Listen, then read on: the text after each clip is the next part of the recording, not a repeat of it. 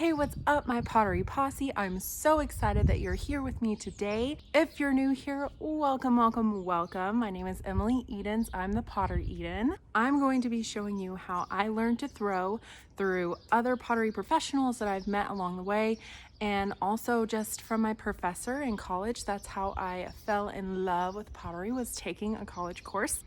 So without further ado, let's get into it, y'all.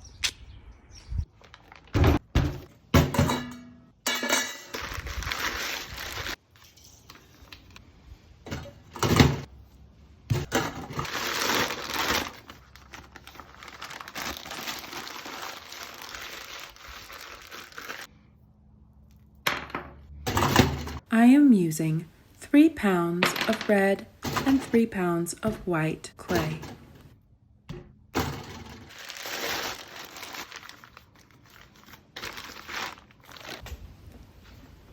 Make sure to wedge your clay.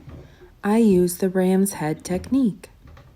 I usually go about 40 times one direction and 50 in the other. Wedging has 2 express purposes.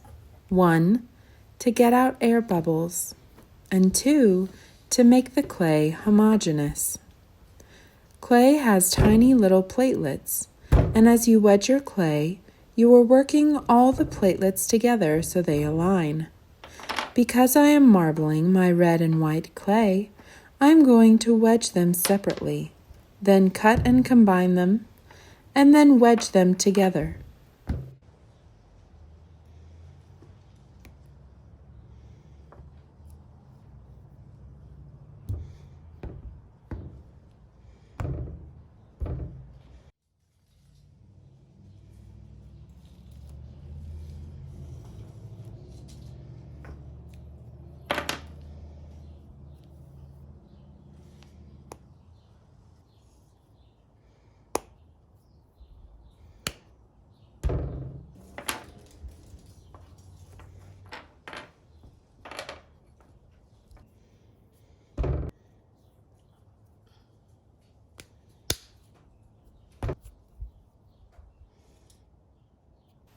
Slamming the clay 15 to 20 times helps to get any existing air pockets out.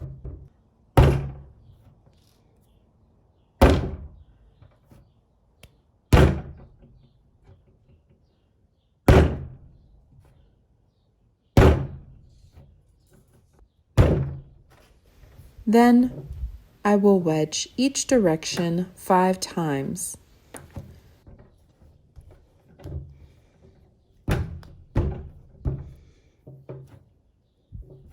At this point in the process, make sure not to over-wedge or overwork your clay, or you'll mix the 2 clays too much.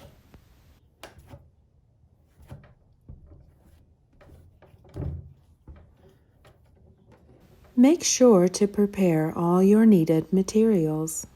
I like to clean everything before starting.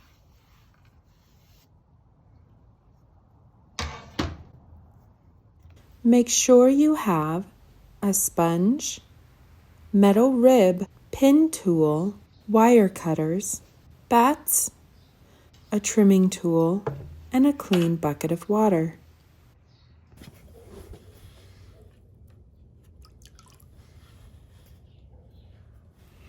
This next part is the reason that throwing gets its name. You begin the process by throwing the piece of clay on a wheel, aiming for the center, of course.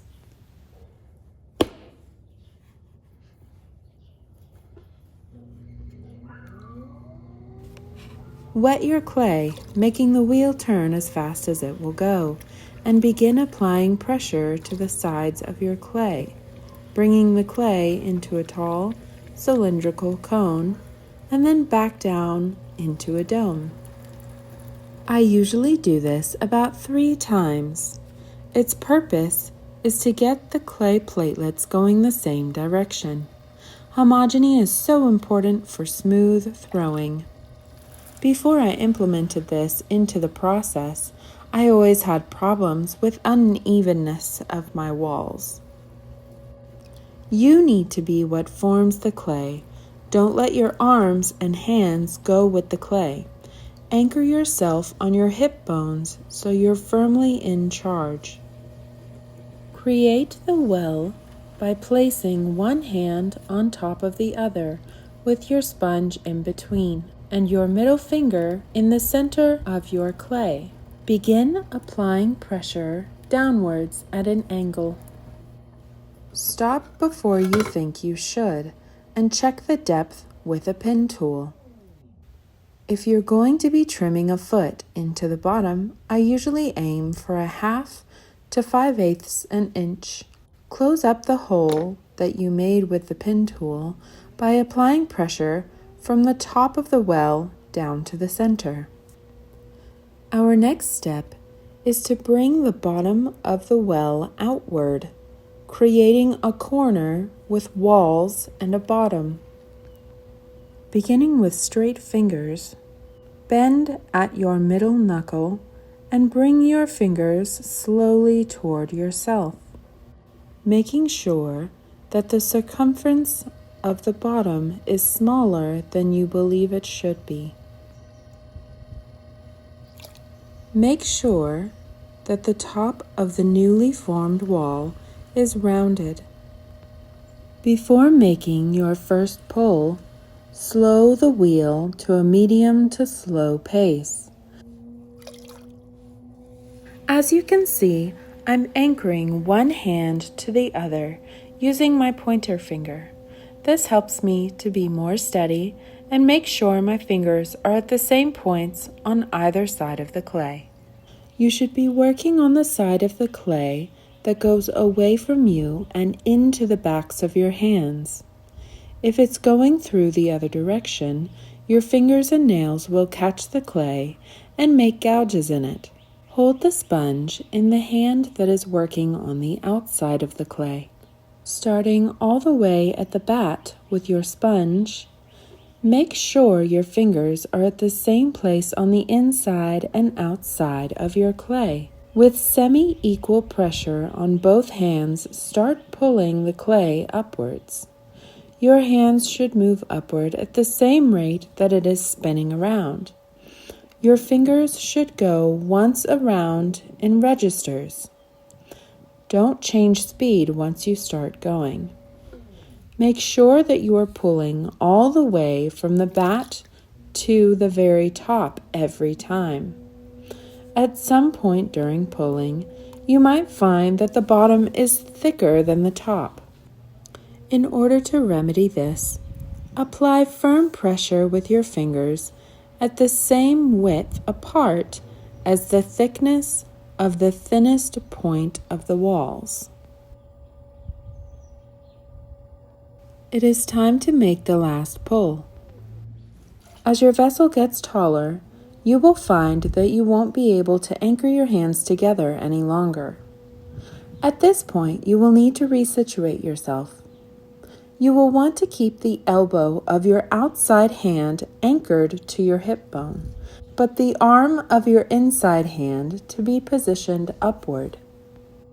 When making a mug or a bowl, your walls need to go straight up, and once you get the desired height, then begin shaping however you'd like.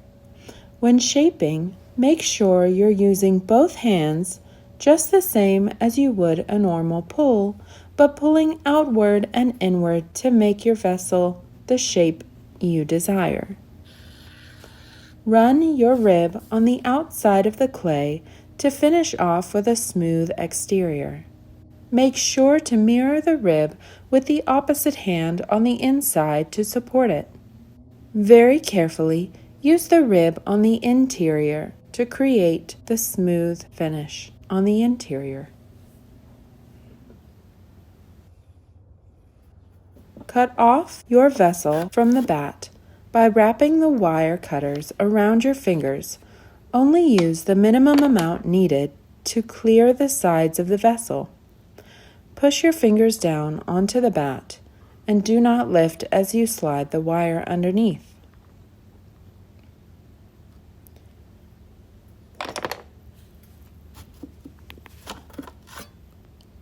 Detach the bat from your wheel and set aside to dry.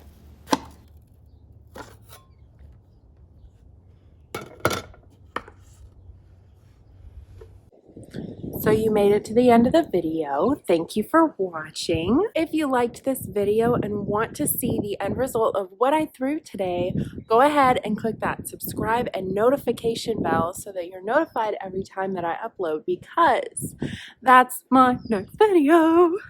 I'm really sorry that I didn't get this video out in time. Fun fact, I got sick. So thanks again, and I'll see you in the next one. Bye!